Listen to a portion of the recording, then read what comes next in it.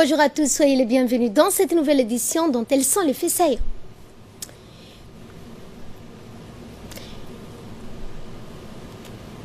Près de 100 000 élèves ont repris ce matin les chemins de l'école.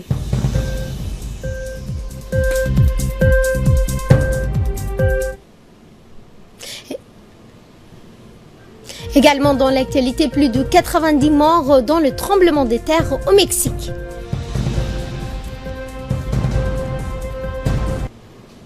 Rebonjour et merci de nous rejoindre pour suivre avec nous cette édition rentrée scolaire primaire et du collège. Près de 100 000 élèves de l'enseignement fondamental des écoles privées et publiques ont repris ce matin les chemins des écoles.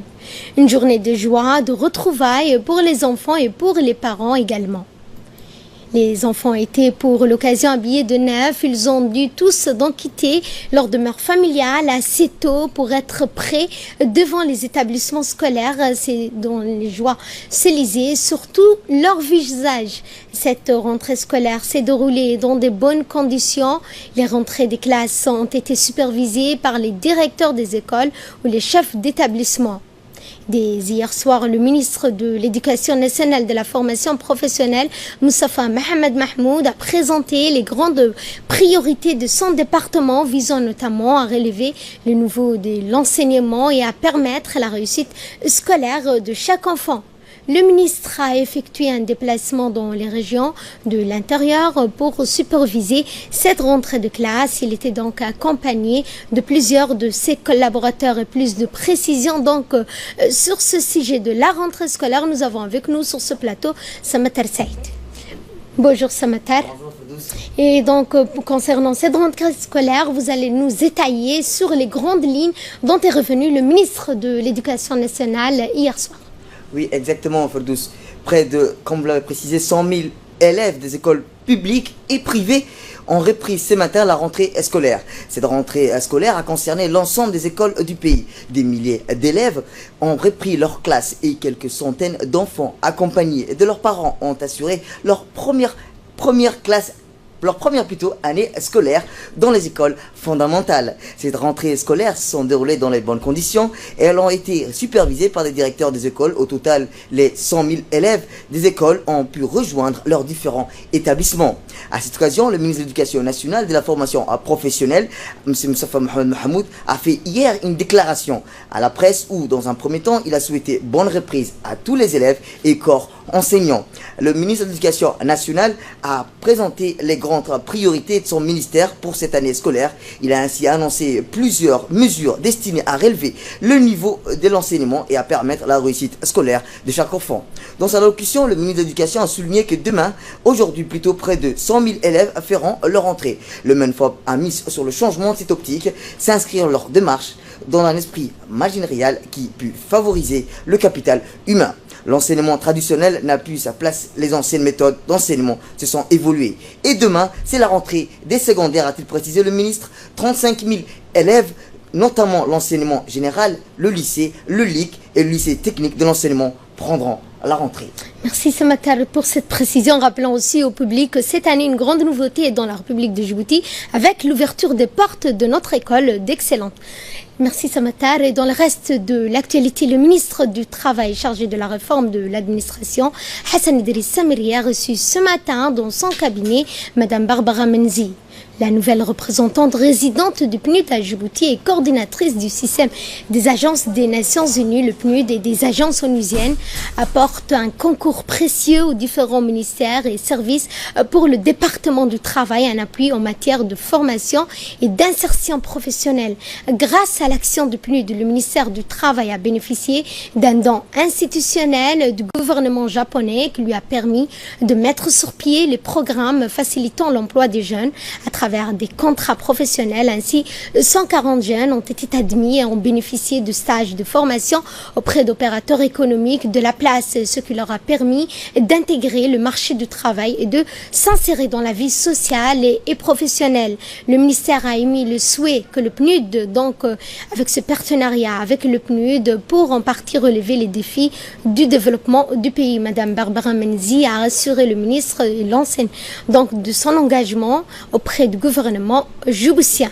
Et clôture des journées de portes ouvertes au centre médical Al-Husseina, le centre de référence en santé maternelle et reproductive, a une semaine durant organisé des journées portes ouvertes afin de permettre aux femmes de pouvoir se dépister pour connaître si elles sont atteintes de tumeurs bénignes ou malignes, du cancer du col de l'utérus ou des seins. Du 3 au 7 septembre, des dizaines de femmes ont pu ainsi être observées et diagnostiquées au centre Al-Husseina, donc à la cité Odan de Balbala. Cette opération a été lancée le 3 septembre dernier par la directrice du centre Al-Husseina, Madame Nima Moussa. Une réunion d'information de déployer donc auprès des médecins, chefs des centres communautaires de santé ont été organisées, des sages-femmes en poste dont les centres ont ainsi été sensibilisés sur le rôle prépondérant et la mission du Centre de référence national dans la promotion de la santé reproductive. L'intérêt de ces journées portes ouvertes permettent aux femmes de connaître leur état de santé et aux médecins, de sages-femmes, de tout savoir sur l'utilité des prestations offertes par le Centre Al-Husseina. Enfin, donc, jeudi dernier, c'était au tour de trentaine de femmes leaders issues des différents quartiers de la capitale de clôturer les semaines des journées portes ouvertes initiées par la direction du centre en collaboration avec la direction de la promotion de la santé. Au cours des visites, la directrice par intérim Nima Moussa et le directeur du programme de dépistage ont donc expliqué à l'assistance la mission et les prérogatives du centre de référence Husseina inauguré par le chef de l'État en juin 2009. Le centre de référence Al-Husseina dispose d'infrastructures performantes et de plateaux techniques de pointe. Plusieurs unités sont gérées par un personnel qualifié et dynamique. Il s'agit des services d'accueil, d'orientation, d'éducation du groupe, de planning familial, de consultation de sages-femmes, des services de gynécologie, de radiologie, de bloc opératoire et enfin de l'unité de formation. Et en sport, cette fois, fin de saison de handball, c'est dans une ambiance festive et conviviale que le Stade Goulet a abrité hier la cérémonie de clôture de la saison 2016-2017 de handball.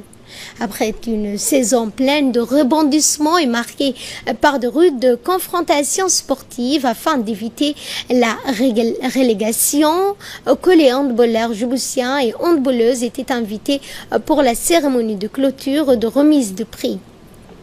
La saison a vu l'organisation donc de 4 grandes compétitions. Outre le championnat national D1, l'on a organisé la coupe du 27 juin, un tournoi pour marquer le 40e anniversaire et enfin la coupe d'été. Des différentes rencontres ont permis de confirmer l'évolution du hand à Djibouti. Contribuer à la réalisation de ces activités. Nous allons avoir sûrement la saison prochaine également une saison pleine d'activités, qui sera surtout marquée par 2 événements importants. Les Jeux de l'océan Indien qui seront tenus à Djibouti et éventuellement la participation de Challenge Trophy. Bien sûr, nous allons avoir un championnat, nous allons avoir nos activités mandataires obligatoires. Et je voudrais vous remercier toutes et tous pour les résultats que vous produisez, que vous faites et que vous faites pour que le handball djiboutien avance.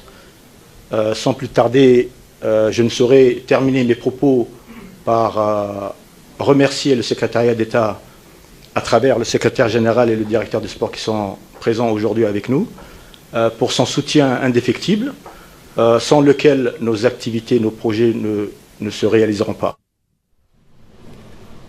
Je vous propose à présent de suivre la réaction du directeur des sports de la secrétariat d'État à la jeunesse et au sport, Shirdan Khere.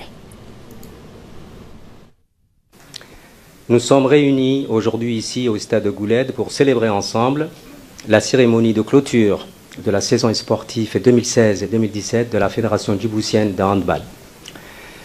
Je ne vais pas tirer un bilan, mais la Fédération djiboutienne de handball a réalisé beaucoup de travail cette année.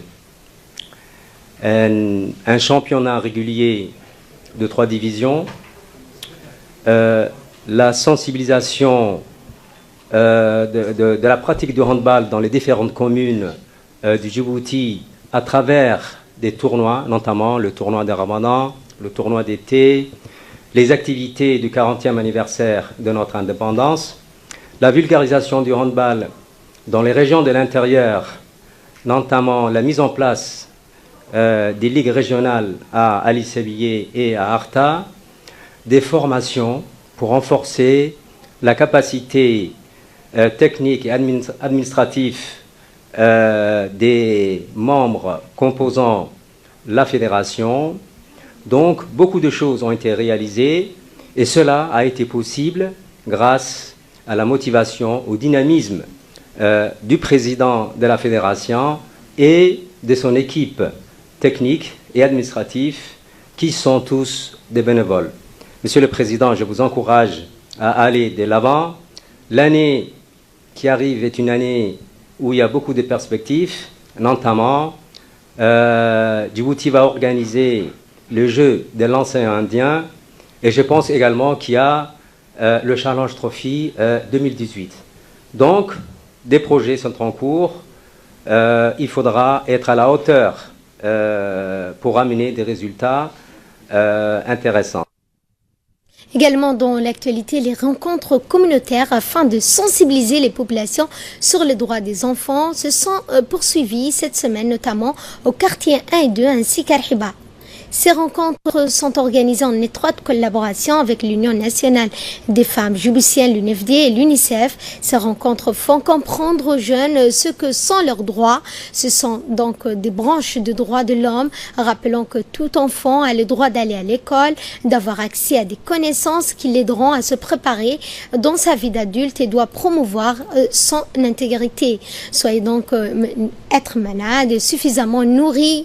Ces rencontres de sensibilisation rassemble chaque fois des centaines de personnes, qu'il s'agisse du quartier d'Arhiba ou ailleurs.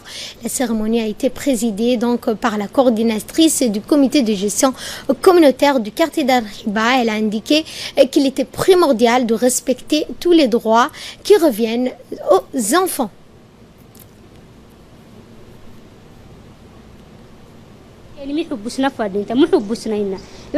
La même opération s'est déroulée à Rihiba pour sensibiliser la population. Ce sont donc deux quartiers, quartier 1 et 2. Ces rencontres ont été donc initiées pour faire valoir aux jeunes ce que leurs droits, des droits de l'enfant, qui est une branche du droit international. La cérémonie a vu la participation de plusieurs femmes du comité, des jeunes et des moins jeunes issus des quartiers 1 et 2. La cérémonie était présidée par la coordinatrice du comité de gestion communautaire qui a indiqué que ce genre de sensibilisation sont organisées régulièrement pour améliorer les conditions de vie mais aussi les droits de l'enfant. En effet, la coordinatrice du comité a retracé toutes les activités relatives à la protection des droits de l'enfant organisées par le comité. Elle a indiqué qu'il était primordial de respecter ces droits.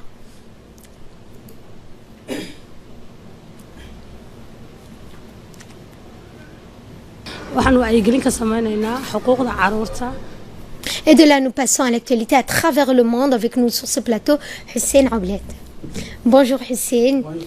Et donc pour commencer l'actualité internationale, vous allez nous parler des forces gouvernementales en Syrie qui brisent le siège de l'aéroport de Deir ez-Zor.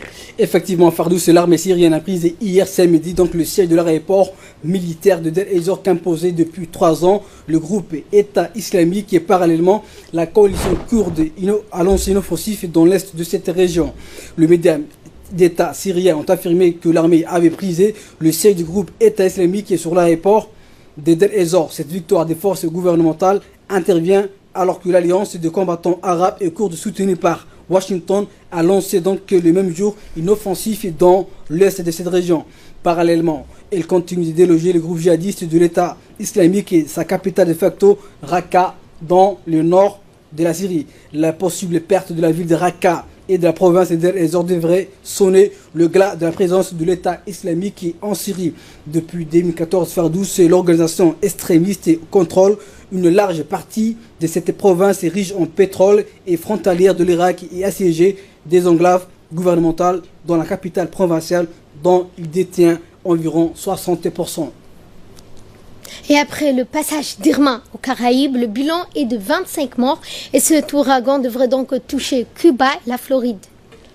Effectivement, après avoir rétrogradé, donc l'ouragan Irma est remonté en catégorie 4 ce matin et poursuit sa route vers la Floride. Il se trouve à une centaine de kilomètres de l'archipel de Keyes au sud de l'État avec des vents de 210 km par heure en moyenne et une direction nord-nord-ouest. En Floride, les habitants ont commencé à évacuer en masse et les autorités ont appelé environ 6,3 millions de personnes à quitter le territoire. Les coupures de courant se multiplient à Miami en raison de la chute donc de lignes à haute tension et de l'explosion de transformers. Le bilan provisoire fait état de 25 morts tués après le passage d'Irma. Au moins 2 personnes sont mortes à Porto Rico, 4 dans les îles Vierges américaines et 10 dans les îles françaises de Saint-Martin et Saint-Barthélemy. Et après les intempéries, donc, nous allons au Mexique pour parler de séisme. Le bilan a fait désormais de 90 morts. Justement, Fardous, les habitants de Chuchiton continuent de vivre dans l'angoisse après le séisme qui a fait au moins 90 morts au Mexique. Et selon le dernier bilan de répliques secousse depuis 2 jours, la ville la plus meurtrière par le secousse des magnitudes 8.2 survenu jeudi dernier. Les secours ont arrêté donc de recherche dans les localités de 100 000 habitants entourés des montagnes à la végétation tropicale qui a payé le plus lourd tribut avec au moins 37 morts. Le dernier bilan fait état d'au moins 90 morts dans l'ensemble des régions touchées. Les habitants de Chuchiton, encore apeurés et éplorés par la mort de leurs proches, montraient des signes de fatigue et d'angoisse. Ferdous. Merci. Merci Hussein Aouled pour ces précisions. C'était l'actualité internationale avec Hussein Aouled. Merci à vous de nous avoir suivis. Excellent après-midi à toutes et à tous.